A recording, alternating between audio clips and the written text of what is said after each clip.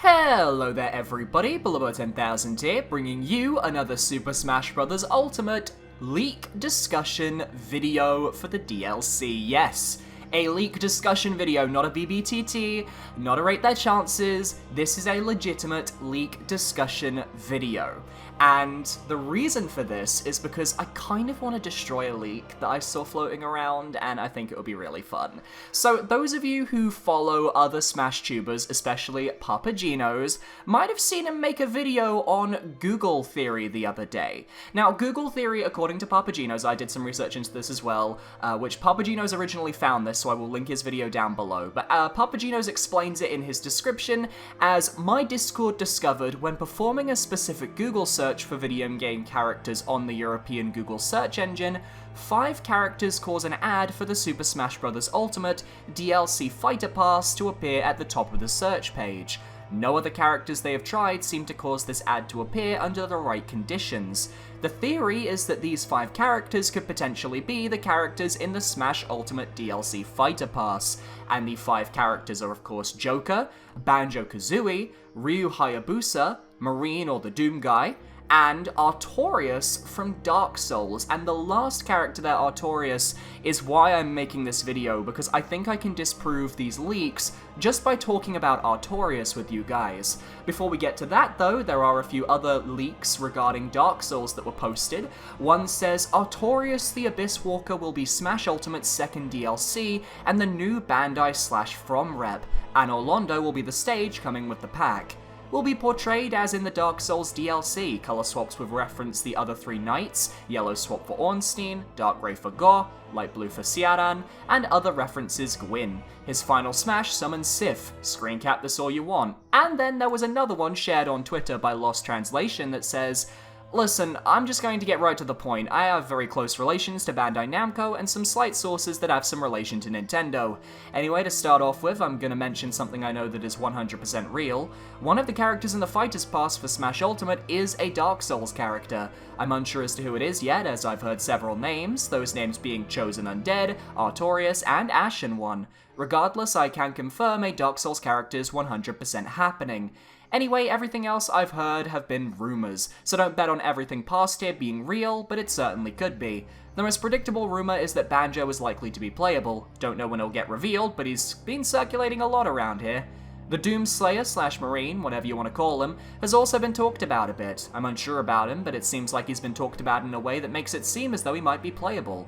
Lastly, the one that's been talked about the most with rumors is Erdrick. However, I don't know if he's playable or not. I'm not super into the Smash community, but one of my sources mentioned that he's talked about within a ton with the community, so the reason why I think his name is popping up so much is just for the fact that he's being talked about, nothing more, nothing less. So don't take this as evidence that Erdrick will be playable, just take it as people have been talking about him. This leak is interesting because it mentions 4 out of the 5 characters from 3 out of the 5 characters from Google theory, the only one it misses out is Ryu Hayabusa, and all the others are in this Google theory that Papagenos and his server came up with.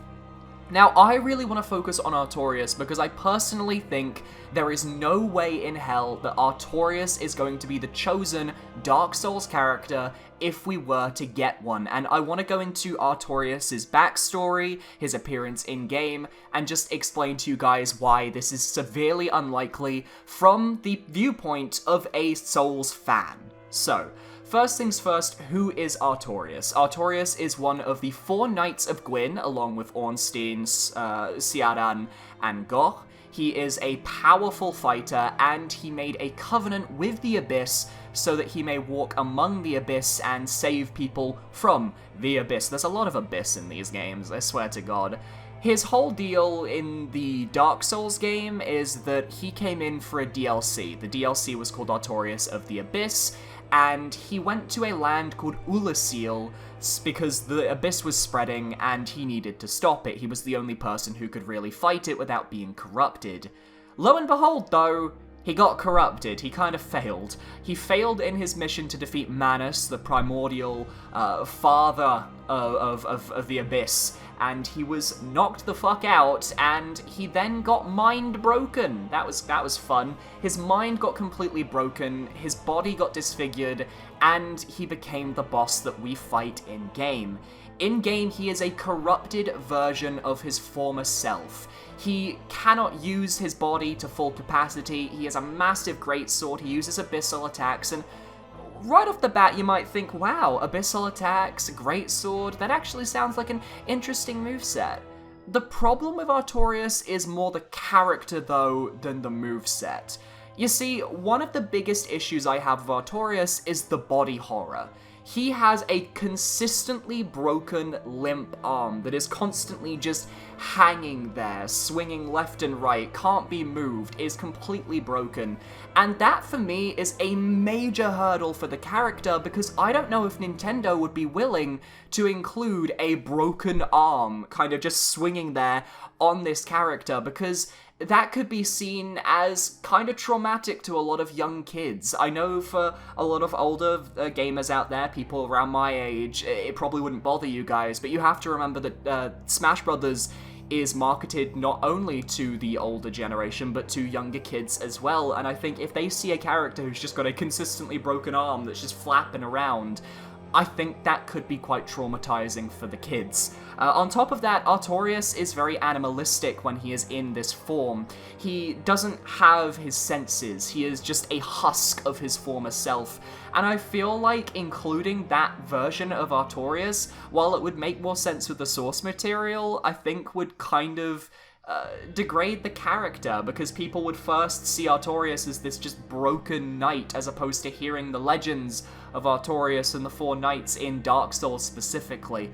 I just don't see Artorias as likely, because Nintendo would probably have to pick an uncorrupted version of him in order to get past the body horror and the senses and to avoid a higher rating. The issue with that is that he has never appeared in a game in his normal state. Artorias has only ever been seen in the Dark Souls series as his corrupted form, and From Software isn't the sort of company to debut a new form of a character in a fighting game that doesn't belong to them. I don't think they would do that to Artorias. It would probably piss off all the lore fans from Dark Souls, and I just don't see that happening. That being said, there was that one Discord thread that said the Chosen Undead and the Ashen One are potential characters as well. Now, the Chosen Undead and the Ashen One, you can basically call them the same character. They are literally the playable characters from Dark Souls 1 and 3. I'd say chuck in Bearer of the Curse from Dark Souls 2 as well. They could all pretty much mishmash into the same character slot, because they can all use the same weapons, the same armor, the same moves.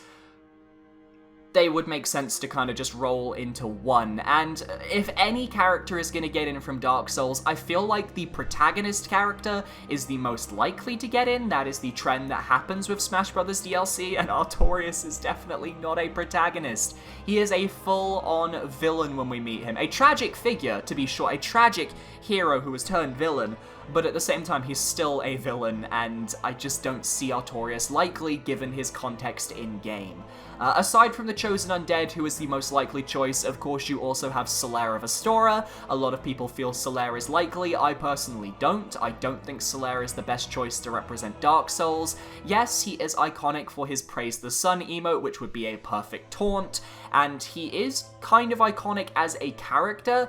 The problem is, I don't think it would be good for him to represent the entire Souls series, as really he's only relevant in Dark Souls 1. If I had to pick a character who could actually represent the entire series, I'd pick Ornstein. Now, you may be thinking, but Ornstein was just a boss in Dark Souls 1. No, actually, he appeared in Dark Souls 2 and kind of in Dark Souls 3.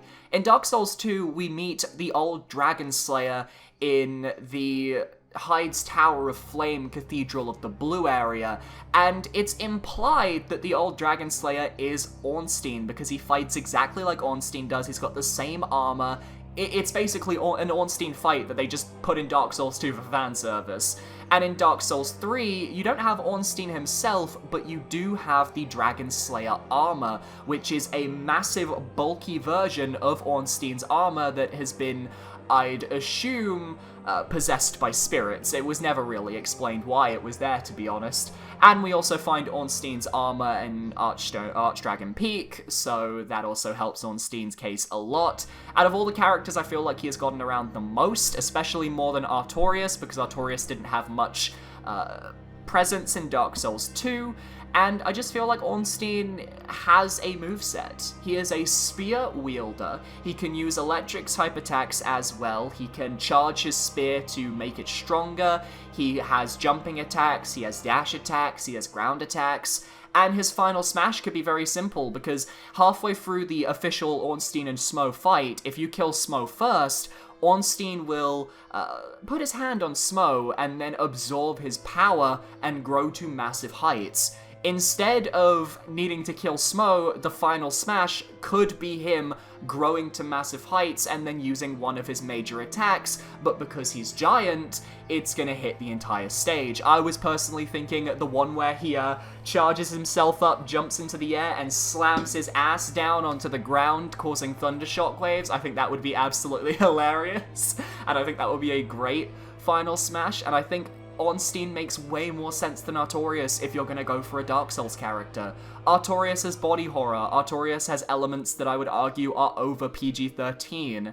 Ornstein, he's fine. Everyone knows him. He's cool. He doesn't have that issue. He's perfectly prim and proper and sorted out, and he doesn't have any body horror elements, so I think he is more likely than Artorias. Hopefully this helps you guys make sense of why I feel Artorias isn't likely.